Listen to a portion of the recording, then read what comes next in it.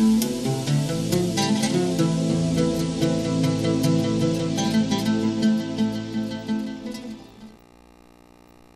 Fiam dirahmati Allah, rupanya menarik dengan tema hari ini. Banyak sekali SMS sudah masuk. Kita baca lagi dari guru kita nih, Bapak Hashim, ya, yang selalu aktif bertanya baik lewat telepon maupun lewat SMS. Ustadz, saya pikir istri juga harus punya ilmu, ya, supaya tidak dibodohi oleh suami. Pandai berargumentasi. Dan saya ingin juga bertanya kepada Ustadz, apa maksud Allah? Allah tidak menguji hambanya di luar batas kemampuan, padahal sampai ajal. Jadi Bapak Hashim di Ketapang, ya. Betul Bapak Hashim, yang pertama istri juga harus cerdas, harus pandai, ya, harus punya ilmu agar tidak dibodohi oleh suami, ya. Pandai berargumentasi, bermusyawarah dengan suami tentang hal rumah tangga, kebutuhan rumah tangga. Jadi perlu kepandaian.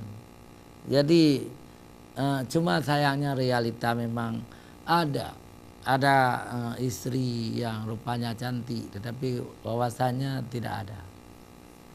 Ada istri yang tertekan, selalu ditekan oleh suaminya. Macam-macam lah dalam masyarakat.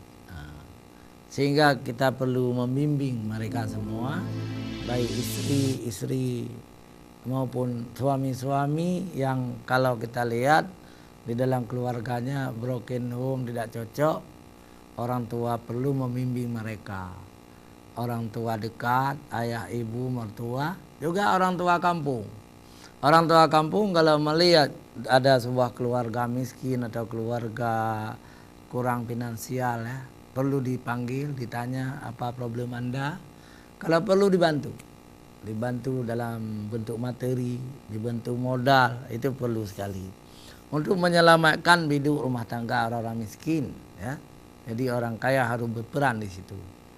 Berilah kerja kepada orang miskin itu, yang mereka akan memberi tenaganya kepada bisnis kita, tapi mereka juga mendapat rezeki dari kita yang kaya. Itu termasuk ta'awun, wa ta'awanu 'alal birri wa taqwa. Jadi saling tolong menolonglah kamu kepada yang baik dan takwa. Jadi perlu di sini. Kemudian apa maksud Allah tidak menguji hambanya di luar batas kemampuan? Ini misalnya batas kemampuan seseorang itu, ya, itu sudah ada terukur. Ibadah-ibadah yang tidak masuk akal itu tidak diwajibkan. Sunat pun tidak. Apa misalnya? Harus bertapa sekian tahun baru keramat, baru kebal misalnya. Itu tidak ada dalam syariat Islam. Tidak ada di situ. Karena itu tidak ada kemampuan. Tidak mampu manusia melakukan hal seperti itu. Harus berkurung diri di dalam gua, tidak boleh makan minum, harus puasa 60 hari, tidak. Puasa wajib saja 30 hari, 29 hari. Kenapa dibuat peraturan harus puasa 4 bulan itu supaya keramat? Nah, itu yang disebut ibadah-ibadah dengan Allah itu tidak dibolehkan yang di luar kemampuan. Maka salat-salat itu sangat sedikit kita lihat. Cuma 5 waktu. Rakaatnya juga tidak banyak, 17 rakaat semuanya. Subuh dikurangi jadi 2, maghrib 3. Itu kan kasih sayang Allah kepada kita, ya. Di situ menunjukkan bahwa Allah itu tidak memberatkan kita. Puasa itu tidak berat, tidak berat, karena cuma siang kita puasa, boleh juga tidur, ya. Tidak boleh bekerja keras, ya. Ibadah-ibadah tidak berat. Naik haji kalau kita tidak mampu tidak wajib. Orang-orang kaya saja yang diwajibkan naik haji. Tetapi orang miskin pun dipanggil oleh Allah ke naik haji. Dengan catatan prestasinya, kebaikannya, dibantu orang. Ada pembantu rumah tangga di rumah orang kaya, diajak naik haji untuk menolak mama orang kaya yang sudah stroke gitu. Itu kan bagian-bagian yang luar biasa, ya. Rahmat Allah. Dia tidak wajib naik haji, ya. Tetapi ada orang yang membawanya, sudah jadi ibadah dia. Diterima oleh Allah ibadahnya, dan berhak kita panggil dia ibu haji atau bapak haji. Ada tukang parkir, karena dia sangat teratur memparkirkan Honda tamu di sebuah kantor. Kepala kantor itu melihat dia itu wajar kita bawa ke haji sebagai hadiah, dibawa ke haji, padahal dia pesuruh di kantor. Yang pejabat saja belum naik haji, dia sudah dibawa oleh orang, oleh bos untuk naik haji sedekah. Itu lain cerita. Walaupun belum mampu, tapi Allah membantunya. Dalam ibadat tidak diwajibkan yang tidak mampu kita kerjakan. Semua ibadat itu masuk akal dan mampu kita kerjakan.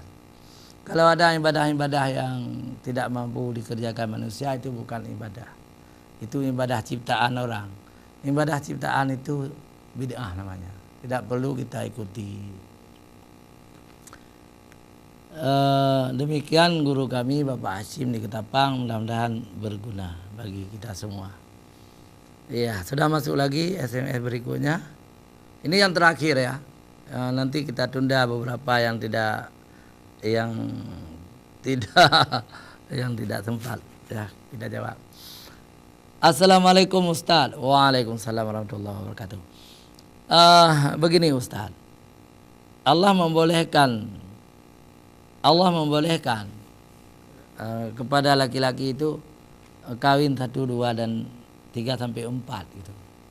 Tapi kebanyakan laki-laki yang kawin banyak itu poligami tidak adil Ustaz. Yang korban hanya perempuan saja. Bagaimana pendapat Ustaz? Mohon penjelasan. Wassalam, hamba Allah yang dimadukan. Ya Allah, ibu ini dimadukan oleh suaminya ya. Kalau ibu sekarang dalam keadaan dimadukan, mohon bersabar Bu. Bersabar. Betul seperti ibu bilang. Untuk adil bagi seorang laki-laki itu sangat payah. Maka Rasulullah pun yang banyak istri berdoa kepada Allah supaya Allah mengampuni dosanya, karena beliau telah berusaha maksimal supaya adil. Tetapi kalau misalnya tidak adil, Rasulullah minta ampun kepada Allah SWT. Istri suami sekarang juga harus ada prinsip itu, harus berbuat seadil-adilnya. Kalaupun tidak adil, harus mohon ampun kepada Allah SWT. Dan istri yang dimadukan hendaknya juga bersabar ya, bersabar supaya rumah tangga itu tetap utuh. Hanya sampai di sini pertemuan kita. Terima kasih kepada semuanya. Kita tutup dengan doa. Subhanakallahumma wa bihamdika asyhadu an la ilaha illa anta astaghfiruka wa atubu ilaik. Wassalamualaikum warahmatullahi wabarakatuh.